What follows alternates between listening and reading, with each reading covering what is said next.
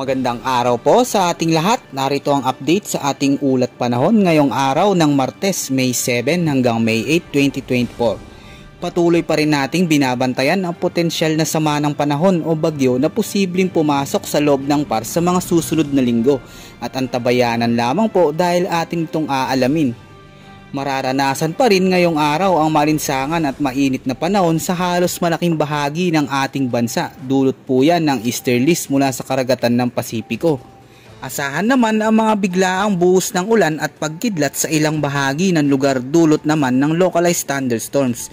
Mataas naman ang tsansa ng malakas na pag-ulan na sasamahan ng mga pagkidlat at malakas na hangin sa malaking bahagi ng Mindanao, lalo na po sa central portion, at inaasahan din ang biglaang buhos ng ulan sa ilang lugar sa Visayas pati na rin sa Ilocos Region, Zambales, Cavite at Pampanga.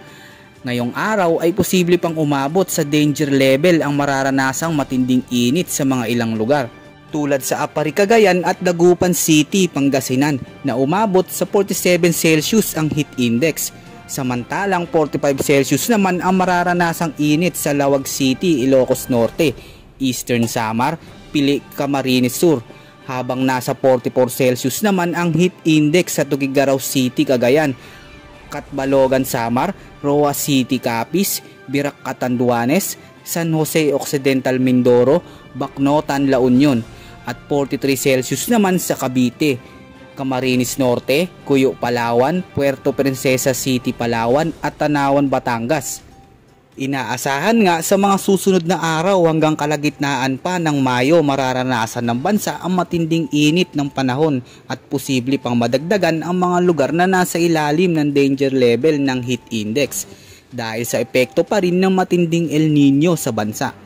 Ngayong araw ay patuloy pa rin ang malinsangang panahon sa buong bahagi ng Luzon at inaasahan din ang posibleng biglaang buhos ng ulan sa ilang bahagi ng lugar dulot ng localized thunderstorms, lalo na sa Ilocos Region, Baguio, Tuguegarao, Tagaytay at Legazpi.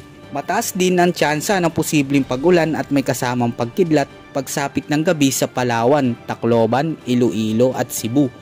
Magiging maulap naman ang kalangitan na may kasamang pagkidlat sa Lanao Provinces at mataas na tsansa ng pag-ulan sa Bukidnon at Sorsogon. Ang mga biglaang buhos ng pag-ulan na ito ay epekto pa rin ng localized thunderstorms. At patuloy nga nating minomonitor ang development ng isang potensyal na sama ng panahon o bagyo na posibleng pumasok sa mga susunod na linggo. Dito nga ay nakikita natin sa radar ang unti-unting paglakas at pamumuo ng makakapal na kaulapan dito sa may timog silangan ng Mindanao, at mataas nga ang tsansa na posible itong mabuo bilang bagyo, at kung sakaling mabuo nga ito ay tatawagin ito ng Pag-asa bilang Aghon, ang unang bagyo na papasok sa bansa. Ayon nga sa track ng radar ay posible itong lumapit sa malaking bahagi ng silangang Mindanao at Luzon sa susunod na Lunes, at posible naman na magkaroon ito ng mas malakas at mabilis na intensification dulot ng malakas na hangin at malakas na pag-ulan mula sa karagatang Pasipiko. Base sa pinapakita ng radar ay mapapansin natin ang mabilisang paglakas nito sa pagitan ng darating na Martes, Miyerkules at Huwebes. Mula sa low pressure area ay posibleng umabot ito sa severe tropical storm or typhoon category. Ngunit inaasahan din na posible pang magbago ang final track ng sama ng panahon o bagyo dahil sa marami pang pwedeng makaapekto dito, at kung ito ba ay aabot sa severe typhoon at kung saan ito posibleng maglandfall sa bansa.